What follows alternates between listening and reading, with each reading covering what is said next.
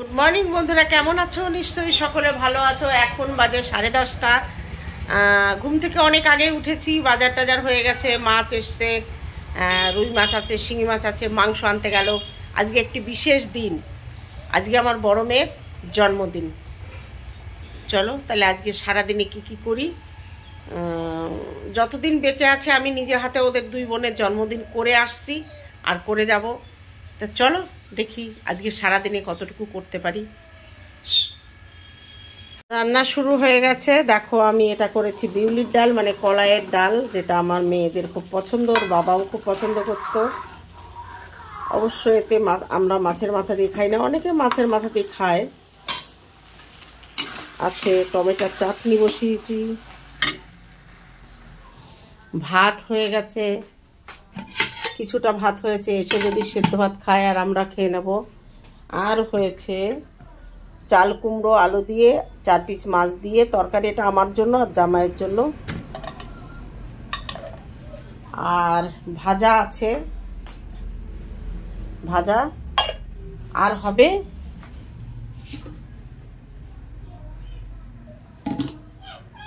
আর হবে Australian chicken, দোয়াশলা যেটাকে আমরা বলি, লাল মুরগি, ওটা মোরগ। আমার খুব এটাই হলে 2 পিস আমি খাই।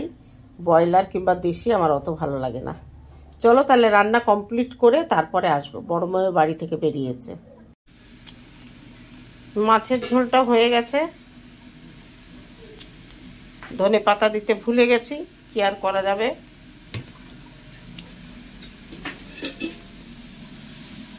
এদিকে মাংসটা হচ্ছে।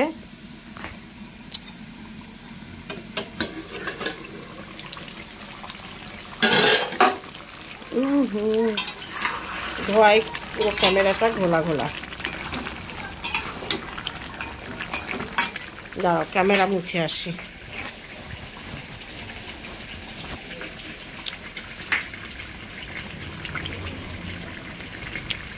অস্ট্রেলিয়ান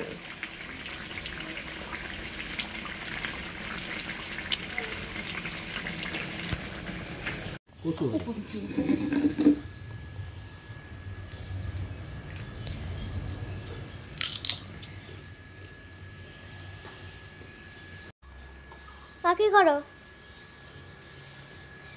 হ্যাঁ খাচ্ছি।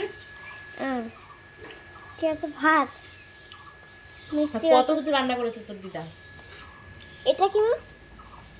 আলু ভাজা। আলু ভাজা এটা? লঙ্কায় দেখো খাচ্ছে মা। আর তোমার বার্থডে বলে মাথা খাচ্ছে, দেখেছো? এখন মাছের মাথা খেয়ে তারপর আবার মাথা খাওয়া শুরু করে দেবে বাবার। বাবা মুখটা দেখো। বাবার মাথা খাবে না একটু পরে? তুমি কি খাও? দুজনেরই রেডি হয়ে গেছে জন্মদিনের জন্য। আজকে আমার বড় মেয়ের জন্মদিন।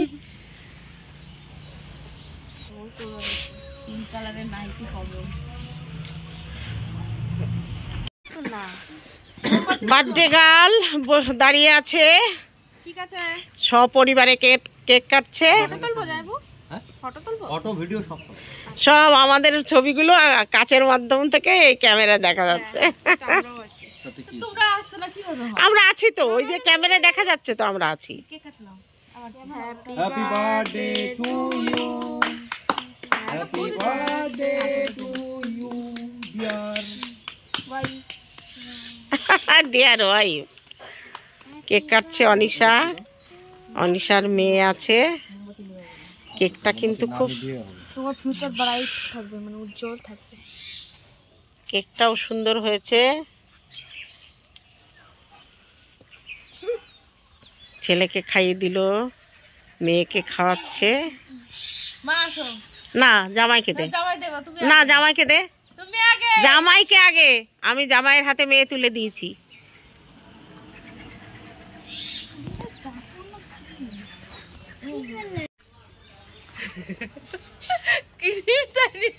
আমি তো দেখতে পাচ্ছি না কেকটা,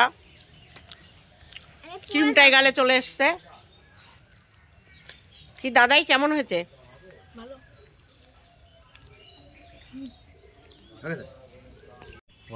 আমি খাবো না না দিচ্ছে না না না না না না এটা শুধু কে ভালো না তুই খা একটু বেশি করে। কালকে যাবো না আমি কালকে শ্বশুরের মায়ের জন্য কত রয়েছে সবই থাকবে কি দাদা? ফুলটা দাও না। গিফট দেবো বলো, ওর থেকে বড় গিফট আর হয় না।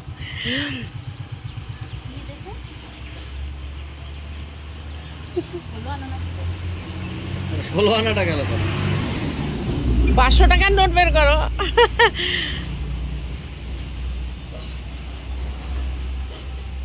না আচ্ছা 501 টাকা তাই তো চান্দা কিসের চান্দা? সরস্বতী তোদের চান্দা 35 আনা দেবো দাঁড়া ও বাবা, এবার ওর বাবা গিফট দিচ্ছে। আমি আসি।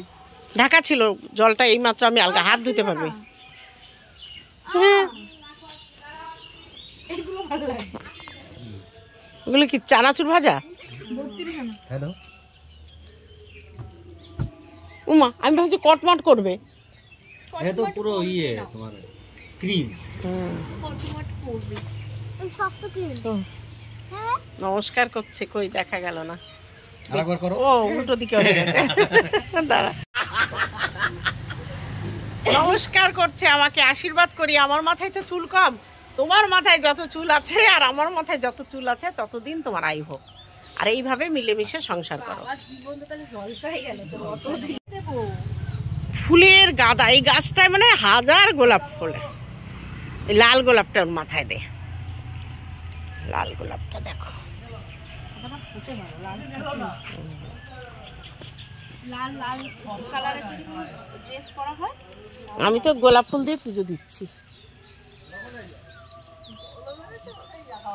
গোলাপ ফুল দিয়ে দেখি দেখি কতগুলো তুললে।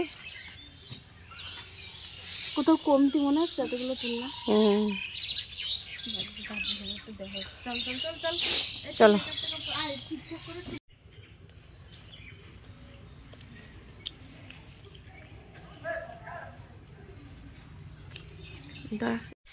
মেয়ে নাতিপুতি সব চলে গেছে।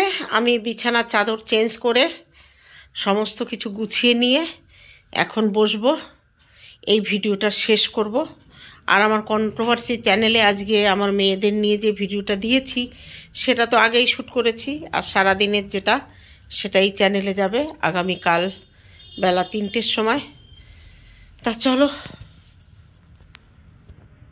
কি আর করবো, বাড়ি সারা দিন হইচই ছিল।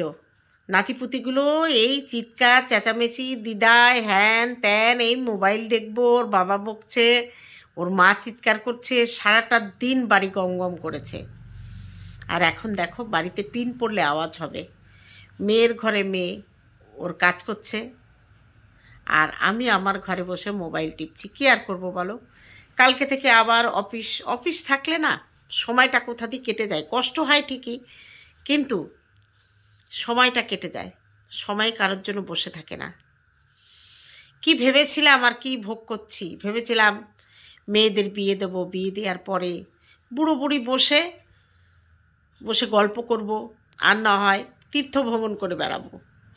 ওর বাবার তো কাশ্মীর থেকে কন্যাকুমারিকার সব ঘোরা ছিল, আমারই ঘোরা বাকি ছিল। এখন সেটা ঘুরছি। আগে যদি ঘুরতে যেতে বলতো না রেগে যেতাম।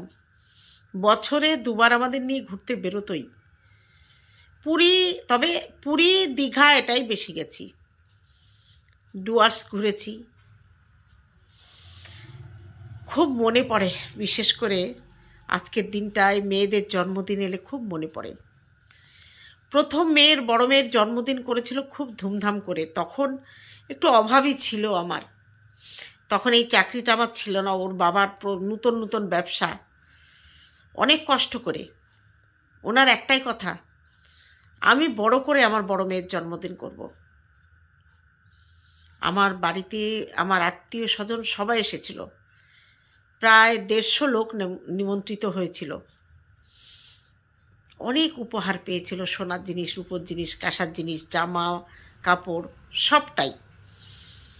আমার বড় মেয়ের ভাগ্যটা এত ভালো, ষষ্ঠীতে ওর ষষ্ঠী পুজোয়, মানে ওই 11 দিনে যে ষষ্ঠী পুজো করে, ওই ষষ্ঠী পুজোয় আমার 50টা জামা পেয়েছিল আমার বড় মেয়ে। আর সব থেকে বড় কথা, আমার মায়ের বাবা সেদিন আমার মায়ের বাড়িতে এসেছিল ওই ষষ্ঠী পুজোর দিন। পরে অবশ্য আমরা গিয়ে, আমার মেয়েরা গিয়ে আমার দাদুকে দেখেছে অনেকবার, কিন্তু ওই ষষ্ঠী পুজোর দিন আচানক, মানে মাকেও বলেনি যে আমি তখন তো অত ফোনের ইয়ে ছিল না, কেউ বেড়াতে এলে আসার পরে আর নয় চিঠি লিখত। আমার মাকে কত চিঠি লিখতে দেখেছি। রাতে যখন ঘুমোতে যেত মা চিঠি লিখত। আমার মা খুব চিঠি লিখতে ভালোবাসতো। কত চিঠি পোস্ট না করে থেকে গেছে। আর যখন চিঠি লিখতে বসতো না, তখন কান্না করতো। আমি বলি, মা কাঁদো কেন? আমি পড়তাম, আমার পাশে বসে বসে লিখতো। কাঁদো কেন? কান্না পায় রে, কত দূরে। আর তখন খুব এই দূরত্বটা, আমার মামাবাড়ি এখন যতটা সহজে যাওয়া যায়, তখন সহজে প্রায় 3.5 দিন লাগতো যেতে, ট্রেনে করে, বাসে করে। অনেক দিন পর পর যেত, 3-4 বছর পর পর। আর এখন দেখো কত সহজ হয়ে গেছে। না গিয়েও ভিডিও কলে, আমার মায়েরও এরকম বড় মোবাইল কিনেছে মা, অবশ্যই আমার বাবা টাকা দিয়েছে। তা সেই এখন ভিডিও কলে সবার সঙ্গে ওনার যোগাযোগ হয়ে গেছে। তা সত্যি সময় বসে থাকে না, সময়ের সঙ্গে তাল মিলিয়ে আমাদেরও চলতে হয়। চলো তাহলে আজকের স্মৃতিচারণা অনেকটাই করলাম। বলবো আস্তে আস্তে সবই বলবো, কারণ তোমরা আমার পরিবার। আমার স্বামী কী করে মারা গেল, কি কি ঘটনা ঘটেছিল, সবটাই বলবো আস্তে আস্তে। সময় নিতে হবে। ওটা বড় মর্মান্তিক ঘটনা, ওটা সবটা আমি বলতে পারবো না। কিছুটা আমার স্মৃতি থেকে চলে গেছে, মানে তখন আমার সেন্স ছিল না। বলবো শ্বশুরবাড়ির অভিজ্ঞতা, সব কিছুই বলবো। চলো এখনকার মতো আসছি, পরে দেখা হবে অন্য কোনো ব্লগে। ততক্ষণে তোমরা সাবধানে থেকো। Tata, good night.